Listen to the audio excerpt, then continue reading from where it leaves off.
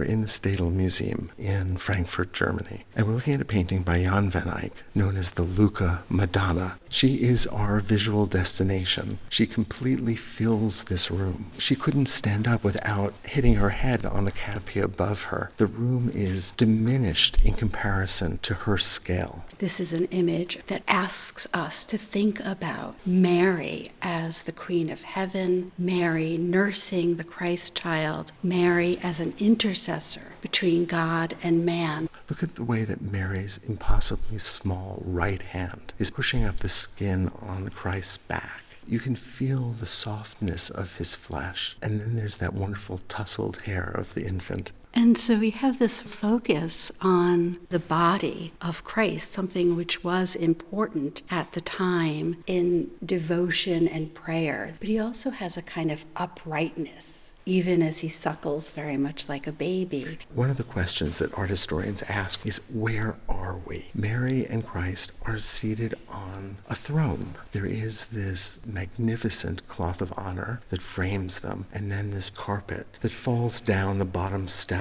and comes towards us, as if we're standing on that carpet, connecting us to this space. But the space is small, it's confined. It almost looks as if it might be a domestic space rather than the space of a church. If we think about Van Eyck's painting of the Virgin in a church holding the Christ child, that's clearly a church setting. At the same time, we have artists like Campin painting images of the Madonna and child in a much more domestic setting. So the question emerges, which one is this? In a way, it seems like a bit of both. It would help, of course, if we knew the setting in which this painting was intended, but we don't know what it was painted for. We don't know who commissioned it or who was the audience. And so what we're left with are the clues that the painting itself offers. This is a very simplified space with a window on one side, with fruit on the sill, objects on the right, a basin, a flask, maybe a candle holder, objects that refer to Mary's virginity, Mary's purity. The throne is decorated with lions, which was a reference to the throne of Solomon. We're in a heavenly setting, and that's also indicated by the crown on her head, the jewels that are embroidered into her royal red robe, the pearls, the gold threads of the embroidery. All of this speaks to a heavenly environment suggested by the wealth of material things. The extraordinary detail that Van Eyck is able to achieve, the luminous light and color, is a testament not only to the artist's skill, but also to the medium that he's mastered. That is